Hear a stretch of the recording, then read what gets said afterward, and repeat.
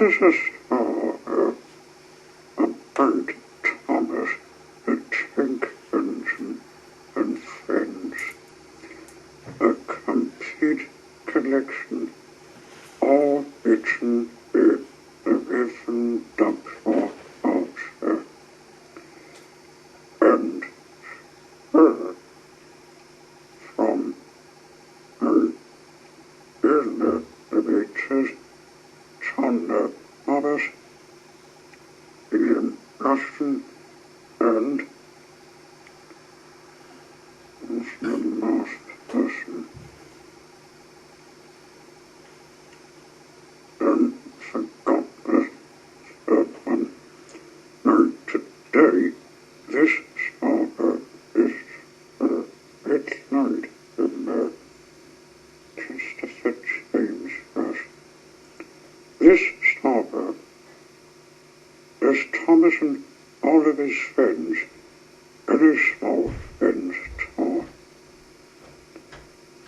This collection starter book covers like this.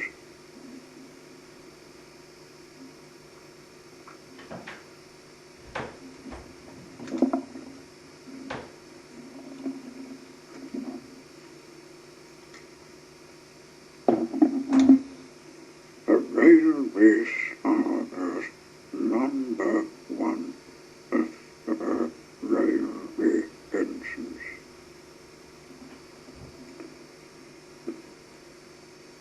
It would stay out. Once upon a time, there was 6 engines. That's what it thought. Long midday children. Once upon a time, there was a little engine called Edward. He lived in a shed with 5 other engines. They were all bigger than Edward and twisted about it. They said, the Jeeper Hertzog's law again. He wants big, strong engines like us. It had not been out for a long time, and he began to fill with a stirred. Just then, a Jeeper and Freeman came along to start work. The Jeeper looked at Edward and said, "What's the matter? You're feeling sad? Would you all need to come out today? And Edward said, "Oh, yes, please." So the Freeman lit the fire and made nice lots of steam. Then the Jeeper pulled the lever and Edward puffed away.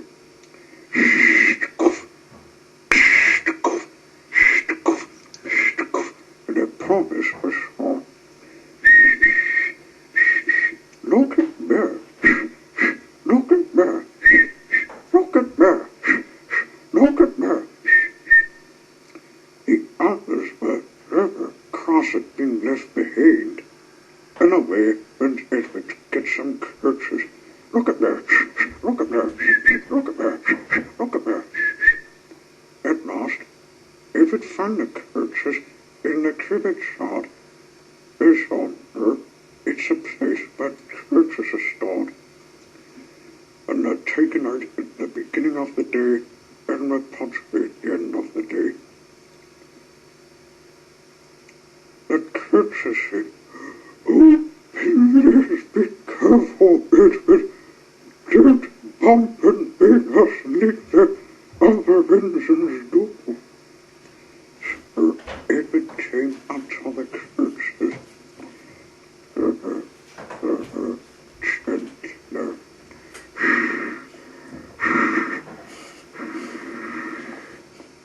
And was some to fasten the cups in.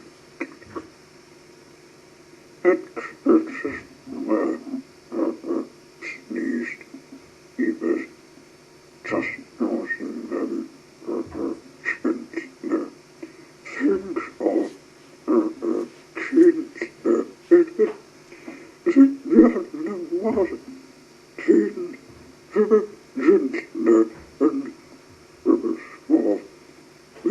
glad you're taking us today.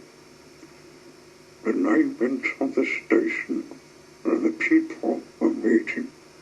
Shabba-ba, shabba-ba, shabba-ba. Come on now, get in quick steps, yes.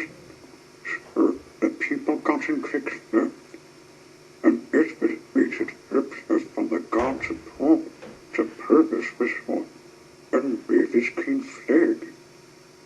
He waited and waited, and there was no whistle and no clean flag. Edward was getting anxious. What is that guard? He was also not to mention getting impatient. The japer and Freeman asked the station master, have you seen the guard? No, he said. They asked the porter. Have you seen the guard? Oh yes, last night. Edward began to get cross. Robert hoping to start, he said. Just then a little boy shouted, Robert comes! And there the guard was, running down the hill with his legs in one hand and a sandwich in the other. He went on to the platform, blew his whistle, and jumped into his hand. Edward puffed off. Shabba-coo, shabba-coo, shabba-coo, shabba-coo, shabba-coo. He did have her. He did have her. All the children ran straight as he went past. He met friends at all the stations. He worked so hard that his japer had promised to take him out again next day. Abe him out again after each other engines in the shed. Indeed. What shall think of that? But he didn't know what they thought. He was tired and helper, and she fell asleep at once. The other engines were still knocking jealous. Edward and Gordon. One of the engines in Edward's shed was called Gordon. He was big and proud, not to mention he was strong. So you'll watch me this afternoon, it's all Edward, he posted, as he was for the express. It will be a splendid treat for you. Just then his japer pulled the lever. Good me, it's all Edward, not come from there this afternoon. Said Gordon as he puffed away. Edward went off to toss him something. Edward needs something. It was fun playing with trucks. He would come up, create the seat them, and give them a pull. Oh, oh, oh, oh, oh, oh, oh, oh, oh, what is happening? Screamed the trucks. Then he would stop, and the sailor trucks would bump into each other. Oh, oh, oh, oh, oh, oh, oh, oh, oh, oh, oh. They cleared again. Every possum until they were running Nestler, and when he weren't expecting it, he would stop. One of them would run onto another lane. If it played until there were no more trucks, then he stopped first. Presently, heard a whistle. Gordon came puffing along with a slur instead of initiating curses, he was pulling a lot of dirt trucks. A good strange, a good strange, a good strange. He grumbled, the shame of it, the shame of it, the shame of it. He ventured a thought of the trucks catching and banging behind him. Edward laughed and went fed some more trucks, but God didn't feel it funny. Stop laughing at me, no, Mongo.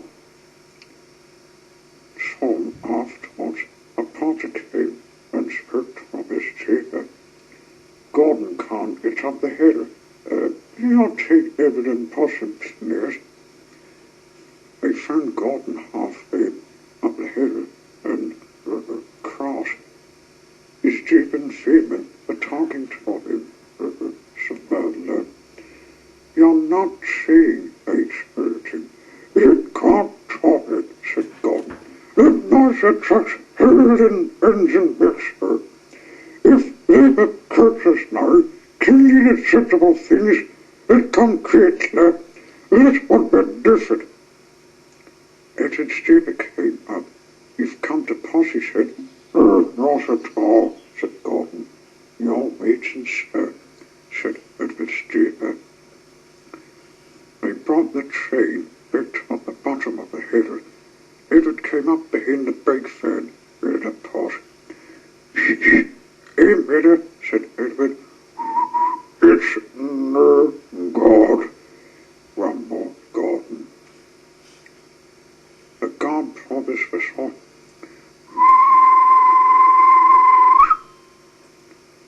And they pulled and pushed as hard as they could. He can't do it. He can't do it, laughed Gordon. He will do it. He will do it.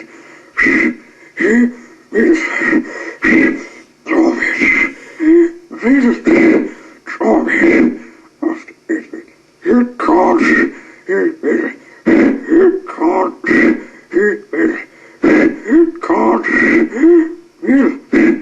can't. He will. He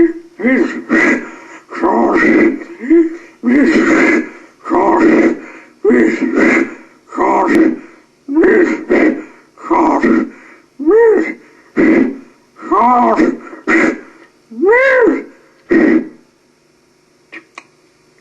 Edward puffed and puffed and puffed and puffed as hard as ever he could. And almost before the run listed, Gordon found himself at the top of the hill. He's done it, he's done it, he's done it, he said proudly, and forgot all about Edward pushing behind. He didn't wait to say think of and ran on so fast it had passed 12 stations before his jibber could make him stop. Edward had pushed so hard that when it got to the top, he was out of breath.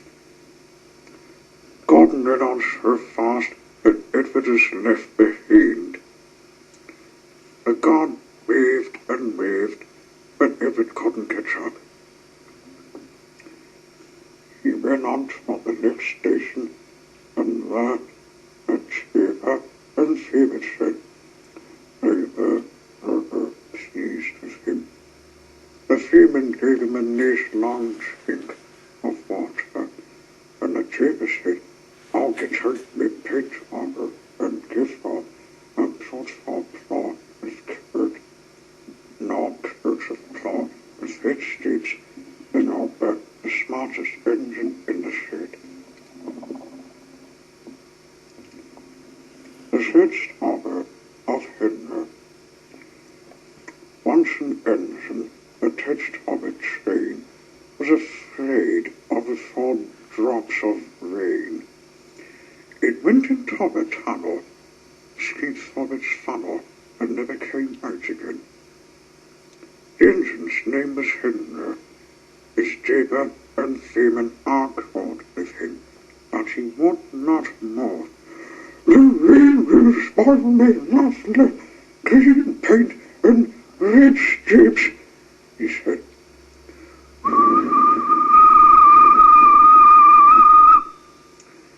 The god brought this vessel, chilled and hurt my breath, and waved his flesh till his arms ached. Oh! Oh! Arms aching. But Henry still stayed in the tunnel, and proximity. Go away! It's not going to swallow me. Left green paint and red stripes for you, he said. The passengers came out an arc or two, but Henry would not move. A victor who was on the train, a god to get me or polio out, he said. The victor let's see. But Henry earned the proximity and made him mad. Leave me. He's not coming out to spoil me paint. No. No. No. Hardly what you call hurtful words, the passengers said. The lips only can get him out. So he can be better.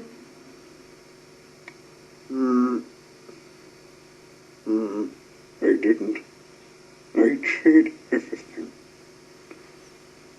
They hooked and hurt on and all poured, except the fit director.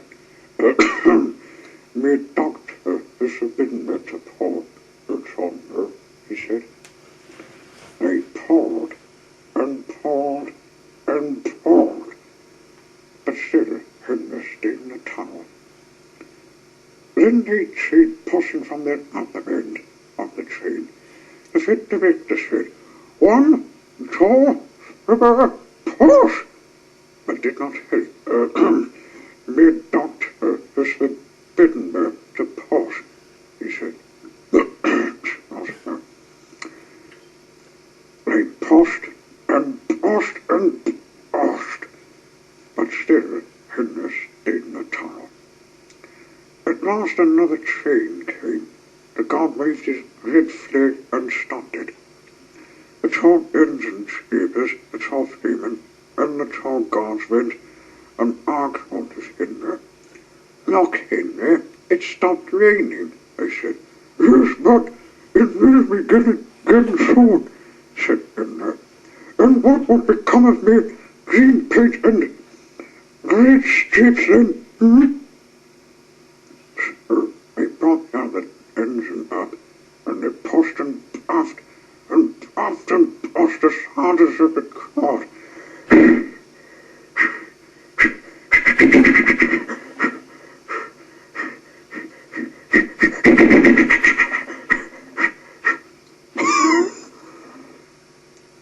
But still, Henry stayed in the tunnel. So they gave it up.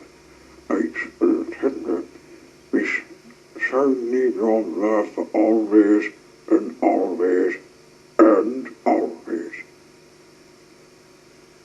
They took up the rails, built a wall in front of him, and cut in a tunnel.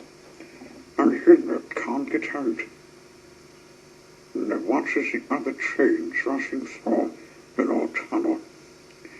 He's ever said because no one ever sees enough that green paint with red streaks again. But you think he deserved it. Hope so. So I think he will come out, sir.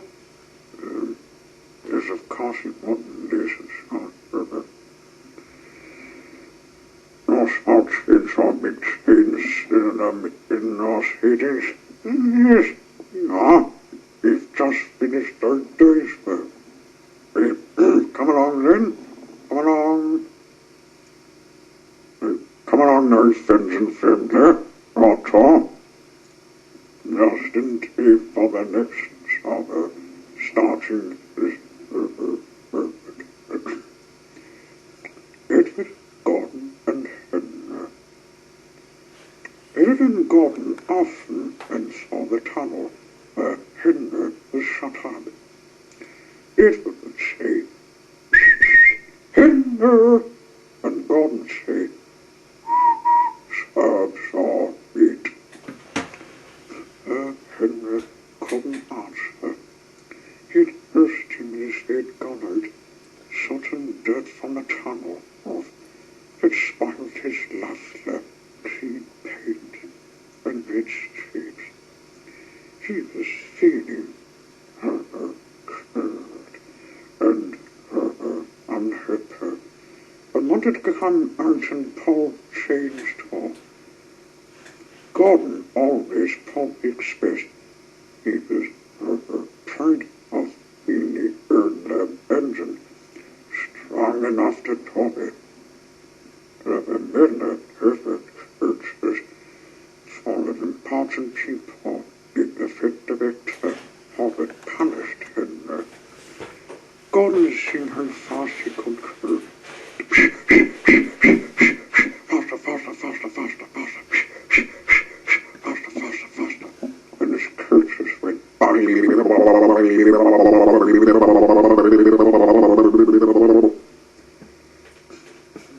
Gordon caught her in this tunnel in front. In a minute, he thought, I'll just go attend her and not for an ancient Tommy open again. Closer and closer he came. He was almost when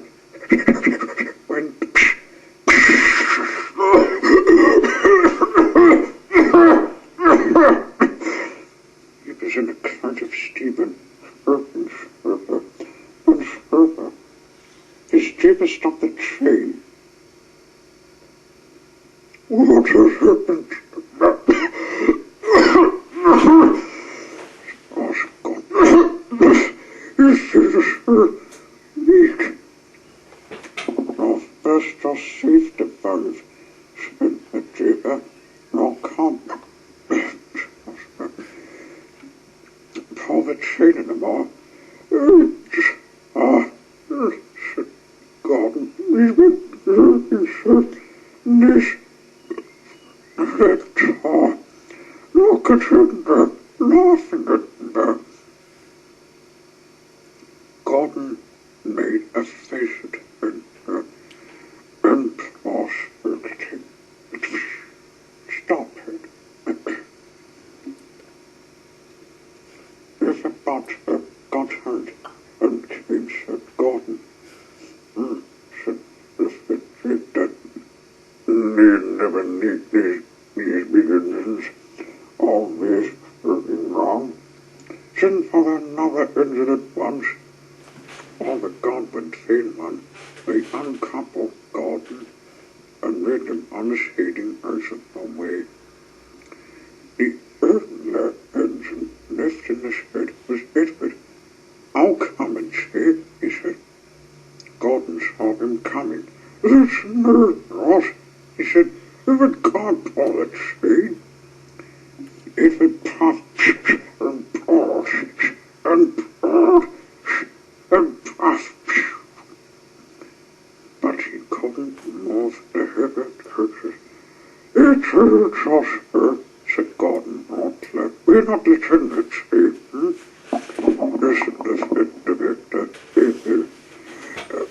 Will you pull this train in there? He asked. Oh, yes, sit in there, said Henry. Sir, Gordon's taken Seaman, lit his hair.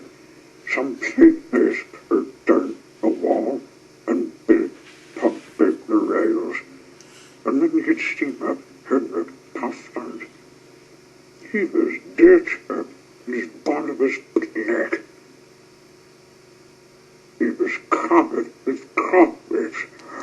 Oh, it's her stiff. Oh, it's her stiff. He curved.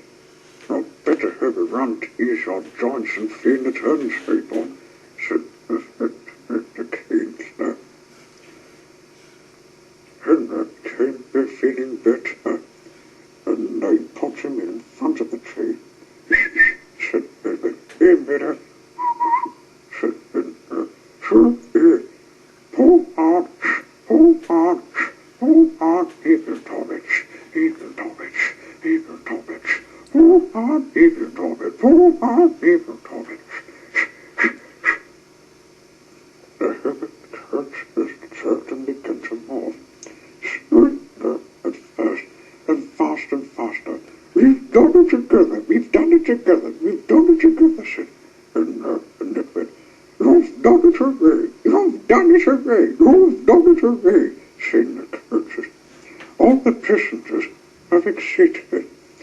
The fit director leaned out of the window, waved, and gone, and but the train was curving so fast that his head crawled off into the field of a coat entered of his turn.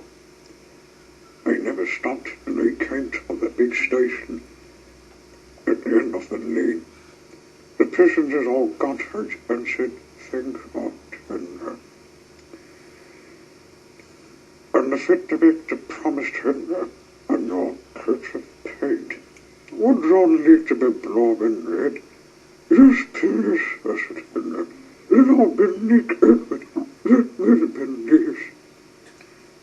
It didn't Henry and her feet, and on the way they had gotten it on the shed, all the engines and our tree fence.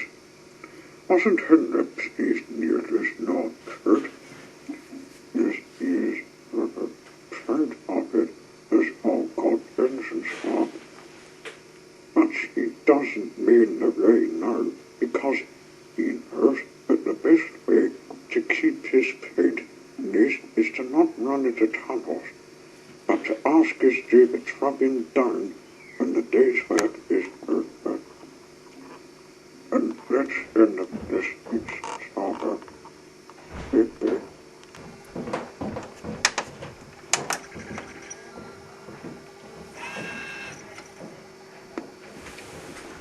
The radio is number 2.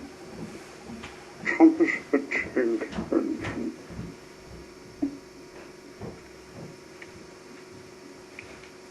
Thomas and Gordon. Thomas was a tank engine who lived at a big station. It had 6 small wheels, a short stumper funnel, a short stumper boiler, and a short stumper turret. He was a fussy little engine, always pulling coaches about. He pulled them toward the station, ready for the big engines to take out on long journeys. And when the trains came in and the people had got out, he would pull the empty coaches away so that the big engines could go and rest. He was cheeky tall and not. He used to play tricks on the other engines. You come up beside them and make them jump. One day, Gordon was resting on a siding. He was tired. The big express he always pulled had been late, and it had to run as fast as it could to make up the lost time.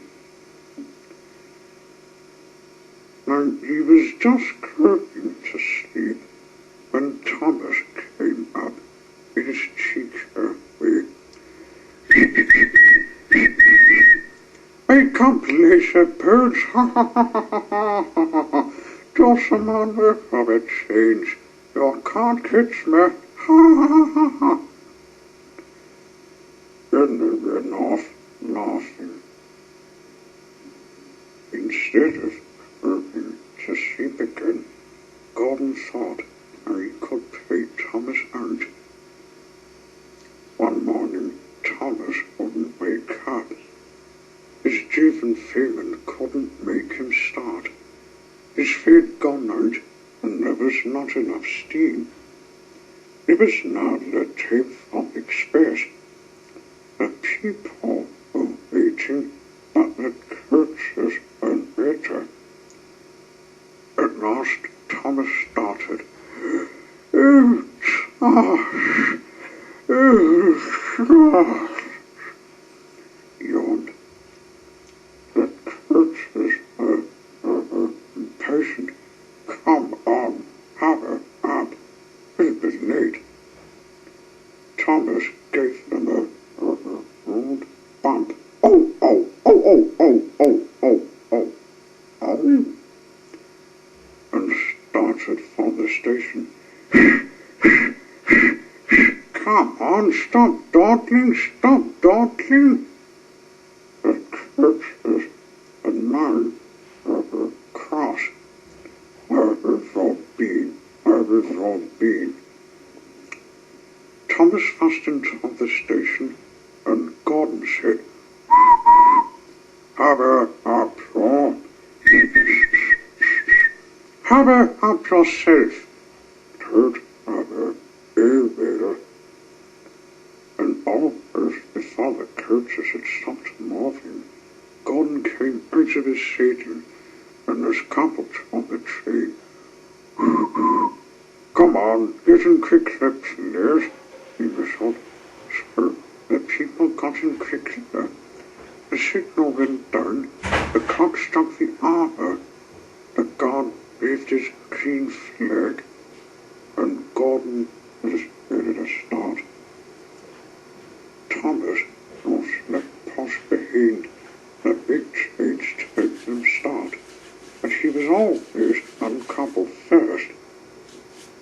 So that when the train was running over nice and smoothly, he could stop and curve backwards. This time he was late, and Gordon had started so quickly that they forgot to uncouple Thomas. The heavy train began to move out of the station. Gordon grunted at the coaches. "Come on, come on." Thomas teased Gordon. "Pull harder, pull harder." The train went faster and faster. Too fast for Thomas. He wanted to stop, but you couldn't. "Stop, stop! It can't keep up! You're going too fast!" Gordon laughed. "Faster, faster, faster, faster! Faster, faster!" And the coaches chuckled with care. "You can't get away, you can't get away, you can't get away, you can't get away."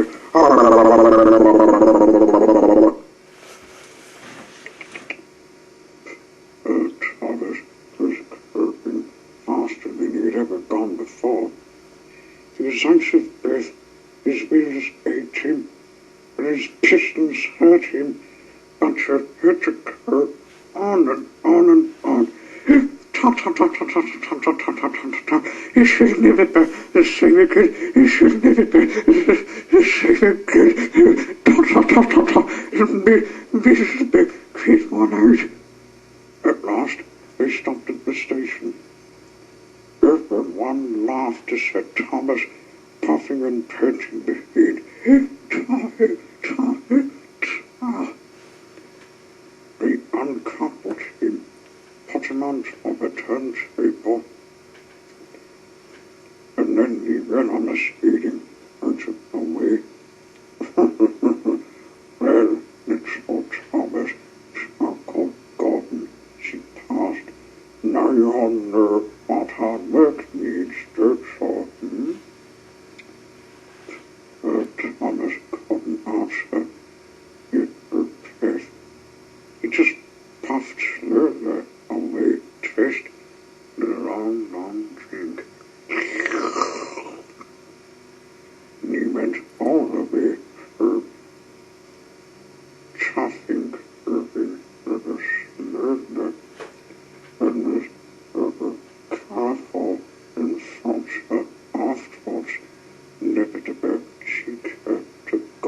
again. Thomas's chain. Thomas often grumbled because he was not allowed to pull passenger chains. The other engines laughed and said, "You're too impatient. You'll be certain need something paid." "Rubbish," said Thomas crossly. "You're just wait. I'll show you." One lead in Henry and another Henry was feeling ill. The men worked hard, but he didn't get better. He felt just as bad next morning. Now, in the morning, Henry also pulled the first chain, and Thomas had to get his coaches there. Thomas thought to himself, "Now, if Henry is ill, perhaps he should pull his chain." Thomas ran to find the coaches. "Come along, come along," he fussed. The coaches, being over, Grandpa was also followed him in the station. "There's plenty of tea, there's plenty of tea."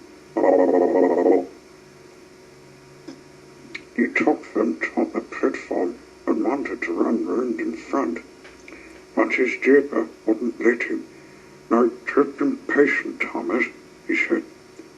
So Thomas waited and waited shorter. The people got in.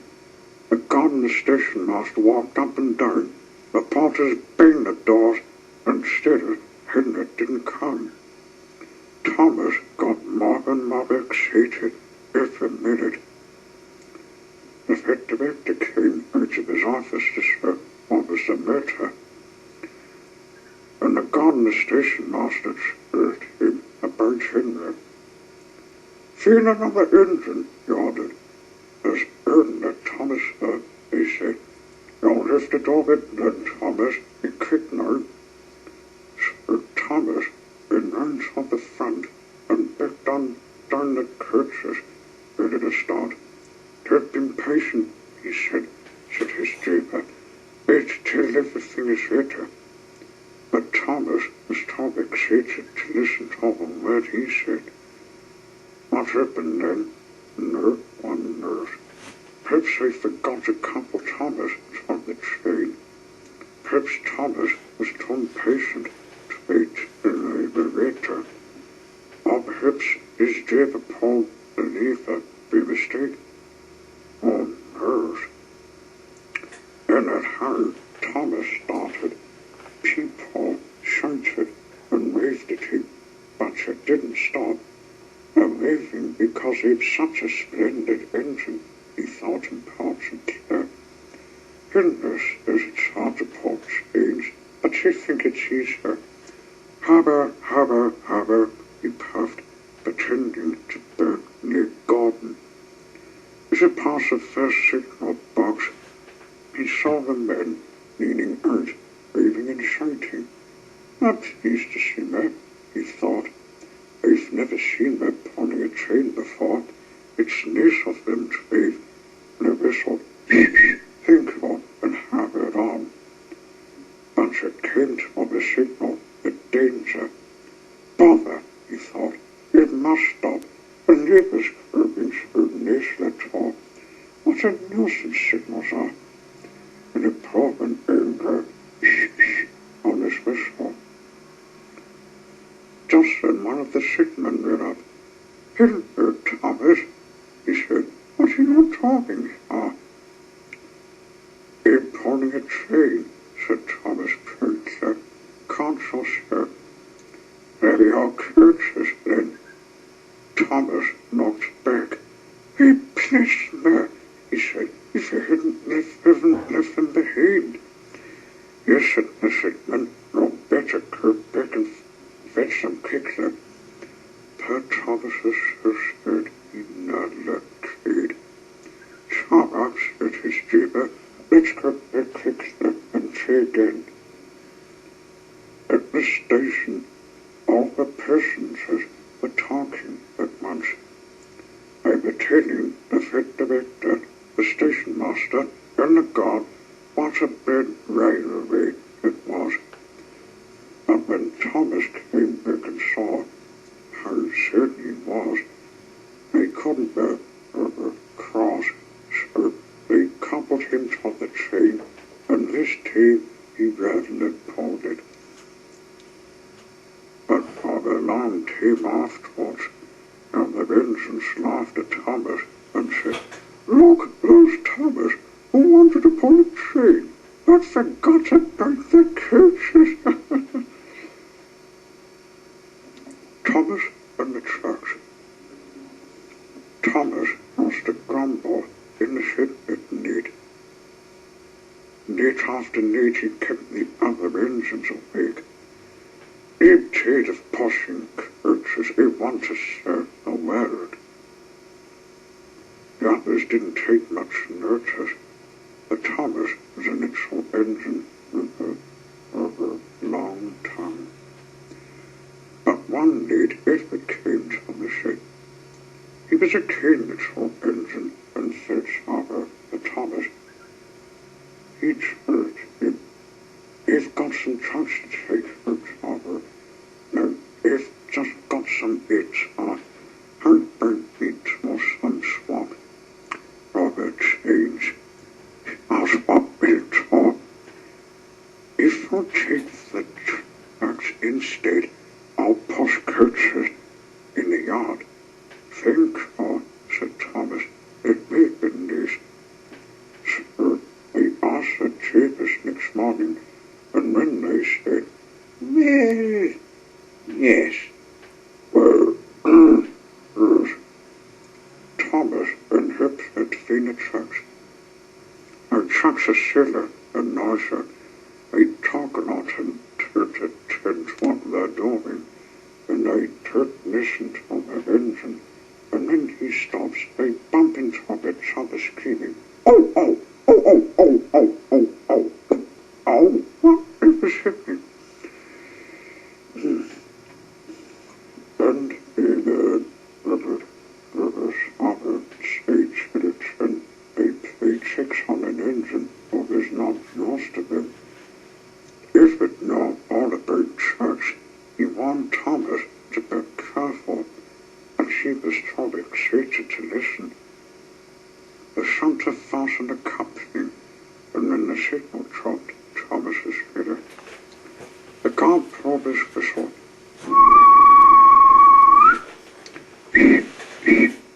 Answered Thomas and started off. But the trucks went with them. "Oh, oh, oh, oh, oh, oh, oh, oh, oh, oh, wait, Thomas, wait." They screamed the couplings tightened, but Thomas wouldn't wait. "Come on, come on," he puffed. The trucks crumbled out of the stadium onto the main lane. Thomas was "Come along, come along, come along, come along, come along, come along, come along," he puffed. "All right, dirt fuss, all right, dirt fuss, bong bong, bong bong, ding dong." "Oh, it's not ding dong, you duffer brain, it's bong bong," rumbled the trucks. They clattered small stations and rumbled with the bridges. Thomas whistled, and they rushed through the tunnel in the chimney and being shut up. Then they came to the top of the hill. The garden had stuck. "Steady now, Thomas, steady," Steve warned him. And he shut off steam and began to put on the brakes. Thomas called out, "They're stopping, they're stopping." But the trucks answered back, "No, no, no, no, no, no, no." And bumped into each other. Go on, go on, go on, go on, go on. And before the stupid could stop them, they pushed Thomas down the hill and were rattling and laughing behind him. Poor Thomas tried very hard to stop them from making him go too fast. Stop pushing! Stop pushing, you say? He hissed, but the trucks would not stop. Go on, go on, go on, go on. They giggled in a silly way. He was curtain they came, got on the bottom, and he saw in front of the place where they had to stop. I'll show you too. They wrestled through the station and knocked the lens car. They swerved into the goods yard. Thomas, his brakes held fast and skidded along the rails. It must stop. He shut his ears tight. When they opened them, he saw it stopped just in front of the buffers. And there watching him was the fit director. What you're talking about, Thomas? Yes, stood there. If not, if it's trucks, Thomas answered. Where did you come so fast? It didn't mean to. It was past, said Thomas Hitler. Haven't saw poor trucks before? And rather not to learn about trucks, said Thomas.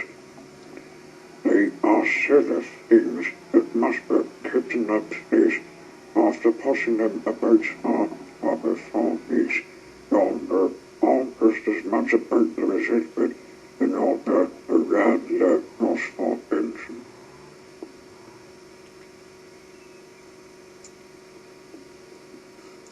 Thomas and the breakdown train.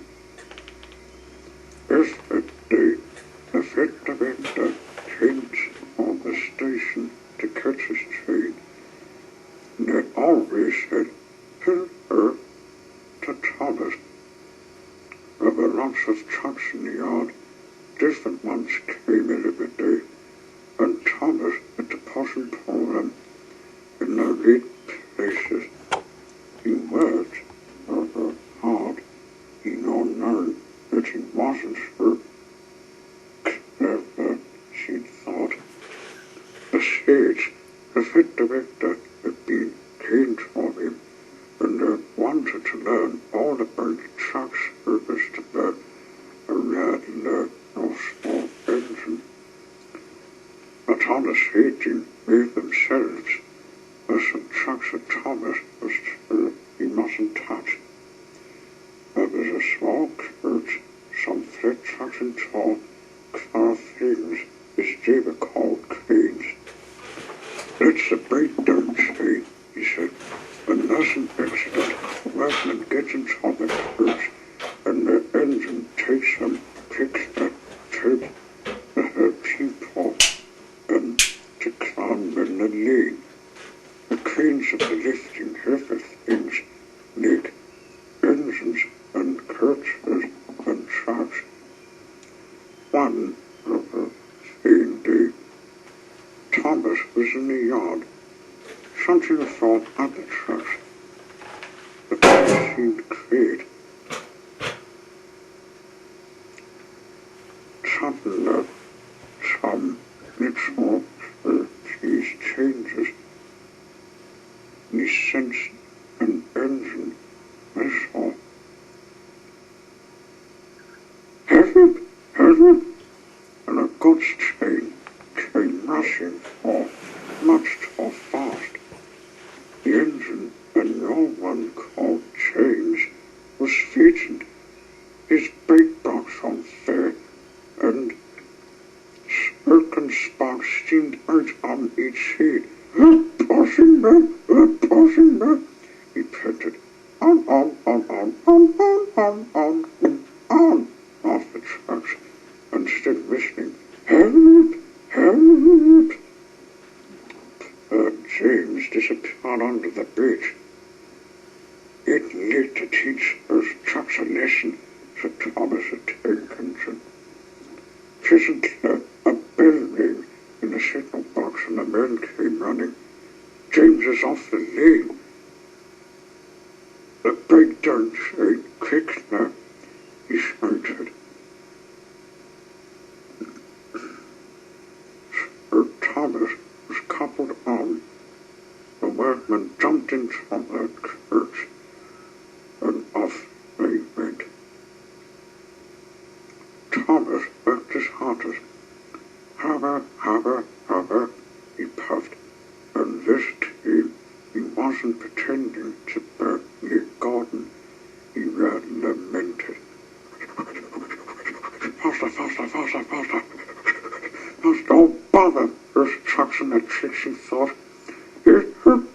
James isn't hurt. They found James, and the trucks at the bend in the lane. The brake van and the last four trucks on the rails, but the front ones appeared in a heap. James was in a field with the car knocking at him, and his chief and fireman was feeling him all hurt to see if he was hurt. "Never mind, James," they said. "It wasn't your fault. It was those wooden brakes they gave for. He always said they were her God." Thomas passed the breakdown train alongside. Then he pulled on her trucks out of the way. Tom, don't hurt us. I cried. Serves all right, of Thomas Crosler. When the men put down the trucks on the lane, he pulled them away tall. He was hard at work, puffing backwards and forwards all that afternoon. This will teach our lesson, he heard the trucks, and they answered, Is it me? And I said, the teacher sort of voice. One truck said, Thomas just ignored, "Now get lost!" They left the Perkins trucks and mended the lane.